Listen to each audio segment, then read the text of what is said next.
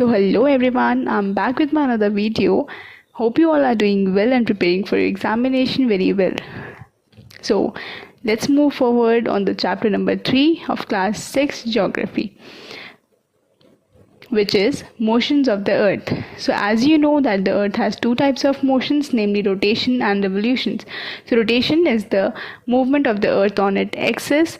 The movement of the earth around the sun in a fixed path or orbit is called revolution. तो जैसा कि हमें पता है कि अर्थ के टू टाइप्स ऑफ मोशंस होते हैं, जो कि है rotation and revolution. So rotation क्या होता है? जब अर्थ खुद की एक्सिस पे मूव करती है हम उसे रोटेशन बोलते हैं, और जब अर्थ सन के अराउंड एक फिक्स्ड पाथ पे मूव करती है हम उसे रिवोल्यूशन बोलते हैं.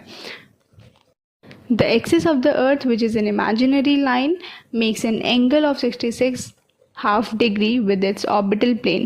तो जैसा कि हमें पता है कि एक्सिस जो होती है अर्थ की, हम उसे इमेजिनरी लाइन बोलते हैं, जो हमने प्रीवियस चैप्टर में भी पढ़ा था.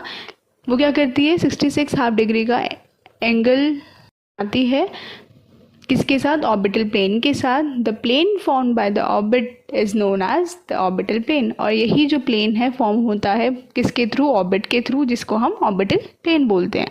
सो the earth receives light from the sun due to the spherical shape of the earth. Only half of it gets light from the sun at a time. तो जैसे कि हमें पता है कि जो अर्थ है वो रिसीव करता है लाइट सन से.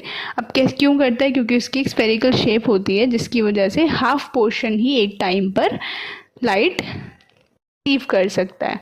The portion facing the sun experiences day while the other half away from the sun experiences night. जो हमें पता है जो पोर्शन है हमारी अर्थ का जो सन को फेस कर रहा होगा वो डे एक्सपीरियंस करेगा, और जो अदर हाफ पोर्शन है वो नाइट एक्सपीरियंस करेगा. So the circle that divides the day from night on the globe is called circle of illumination. और जो सर्कल डिवाइड करता है नाइट को डे से ग्लोब पर, उसको हम क्या बोलते हैं? सर्कल ऑफ इल्यूमिनेशन बोलते हैं. So the circle does not कंसाइड with the axis as you see in the figure 3.2. The earth takes about 24 hours to complete one rotation around its axis. The period of rotation is known as the earth day. This is the daily motion of the earth. ये जो circle है वो कंसाइड नहीं कर पाता है, वो match नहीं हो पाता है किसके साथ? एक्सिस के साथ, जैसा कि आप 3.2 फिगर में देख सकते हो. अर्थ जो है 24 आवर्स लेता है एक रोटेशन को कंप्लीट करने में अपनी एक्सिस पर, और इसी पीरियड ऑफ रोटेशन को हम क्या बोलते हैं? अर्थ डे बोलते हैं, जो कि अर्थ का डेली मोशन होता है. What would happen if the earth did not rotate? The portion of the earth facing the sun would always experience day, thus bringing continuous warmth to the region. The other half would remain in darkness and be freezing cold all the time. Life would not have been possible in such extreme conditions. तो यहाँ पे इन्होंने question किया कि क्या होगा अगर earth rotate ही करना बंद कर दे. तो जो पोर्शन होगा अर्थ का जो कि सन की साइड फेस किया हुआ होगा, वहाँ के लोग सिर्फ, वहाँ का जो रीजन है सिर्फ क्या एक्सपीरियंस कर पाएगा? वार्मथ एक्सपीरियंस कर पाएगा. और जो बाकी का बचा हुआ पोर्शन है जहाँ पे सनलाइट्स नहीं जा रही, तो वहाँ सिर्फ नाइट एक्सपीरियंस कर पाएंगे, जिसकी वजह से वहाँ पर बहुत ज़्यादा कोल्ड होगा.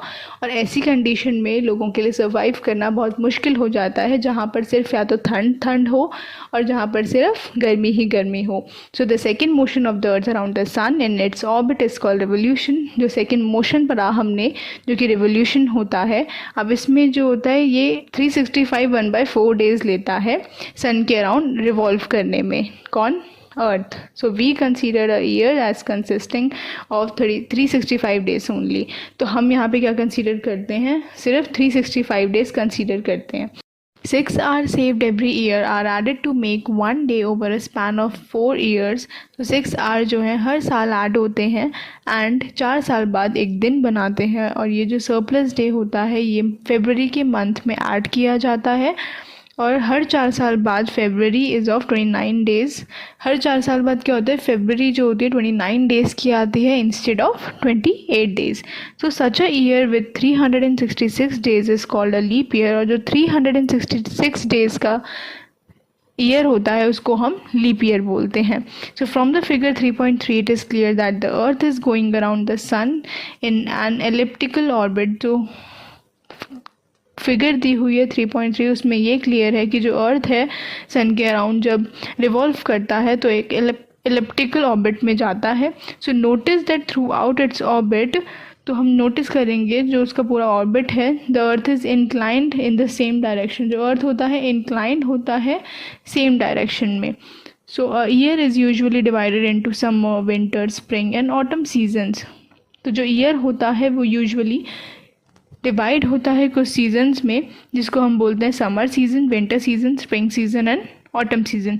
तो season change due to the change in the position of the earth around the sun.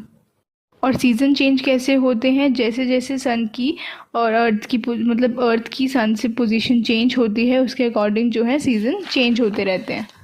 Look at the figure 3.3. You will notice that the 21st June, the northern hemisphere is tilted towards the sun. तो जैसा कि आपने 3.3 figure में देखा या देखोगे, तो आप नोटिस करोगे, आप देखोगे कि 21 जून जो है वहाँ पे जो नर्दर्न हेमिस्फेयर है वो टिल्ट होता है सन के towards. The rays of the sun fall directly on the tropic of cancer, और जो रेज हैं सन की वो डायरेक्टली ट्रॉपिक ऑफ कैंसर पे फॉल हो रही हैं। As a result these areas receives more heat, तो वहाँ पे जब रिसीव होंगे तो वो एरिया पूरा क्या रिसीव करेगा? सबसे ज़्यादा हीट रिसीव करेगा। So the areas near the poles receive less heat as the rays of the sun are slanting. और जो एरियाज है नियर द पोल्स रिसीव करेंगे लेस हीट, क्योंकि जो सन की रेज हैं वो क्या है? स्लैंटिंग में होंगी। The earth pole is incline towards the sun and the places beyond the Arctic Circle experiences continuous daylight for about 6 months। और जो नॉर्थ पोल होगा वो इंक्लाइन होगा सन की तरफ, और जो प्लेसेस होंगी बाकी आर्कटिक सर्कल के आसपास वाली, तो वहाँ पे एक्सपीरियंस करेंगे कॉन्टिन्यूस डे लाइट 6 मंथ्स तक। तो since a large portion of the northern hemisphere is getting light from the sun, तो वहाँ पर जो होगा नर्दर्न हेमिस्फेयर, वहाँ पर सन की लाइट्स आएंगी, वो भी एक लार्ज पोर्शन में। So it is summer in the region north of the equator. So जो समर हो रहा होगा वो नॉर्थ ऑफ द इक्वेटर हो रहा होगा। So the longest day and the shortest night at the place occur on 21 जून। तो जो लॉन्गेस्ट डेज होंगे एंड शॉर्टेस्ट नाइट होगी उन प्लेसेस में, तो फिर वो कब होंगी? अकर कब होंगी? 21 जून में। So at this time in the southern hemisphere all these conditions are reverse. तो इस टाइम पे सदर्न हेमिस्फेयर में सारी कंडीशंस रिवर्स हो जाएंगी। जो पहले नदर्न हेमिस्फेयर में हो रहा था वो सदर्न में हो जाएगा, और जो सदर्न में हो रहा था वो नदर्न में हो जाएगा। It is winter season there, so the nights are longer than the days. So this portion of the earth is called the summer solstice. On 22nd December, the Tropic of Capricorn received direct rays on the sun as the south pole tilts towards it. 22nd दिसंबर को जो tropic of Capricorn है वो receive करेगा direct race कहाँ से? सन से, south pole में। सो सन की जो रेज होंगी फॉल होंगी vertically at the tropic of capricorn, जो कि है 23½ south. A larger portion of the southern hemisphere gets light. तो लार्जर पोर्शन जो है सदर्न हेमिस्फेयर का उसको क्या मिलेगी? लाइट मिलेगी। So therefore it is summer. तो वहाँ पे समर होगा कहाँ पर? सदर्न हेमिस्फेयर में, with longer days and shorter nights, longer days के साथ और शॉर्टर नाइट्स के साथ।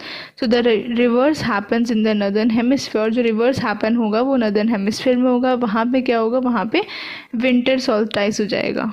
So do you know that the Christmas is celebrated in Australia in the summer season? तो आपको पता है क्रिसमस जो है सेलिब्रेट किया जाता है ऑस्ट्रेलिया में समर सीजन में। On 21st March and September 23rd, direct rays of the sun fall on the equator. At this position, neither of the poles is tilted towards the sun, so the whole earth experiences equal days and equal nights. This is called an equinox. So on 23rd September, it is autumn season in the northern hemisphere and spring season in the southern hemisphere. So the opposite in the case of 21st March, when it is spring in the northern hemisphere and autumn in the southern hemisphere. Thus, you find that there are days and nights and changes in the seasons because of the rotation and revolution of the earth respectively.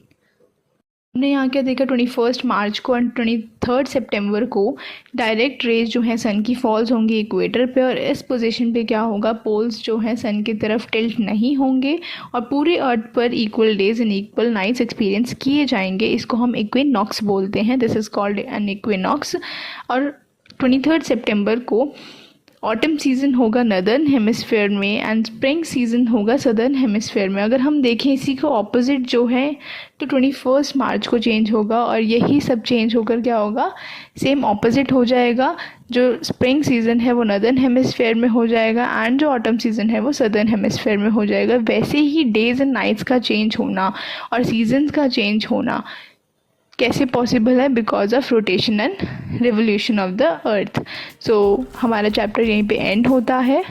तो हम मिलते हैं next class में। अगर आपको video पसंद आई हो तो लाइक करें, शेयर करें, सब्सक्राइब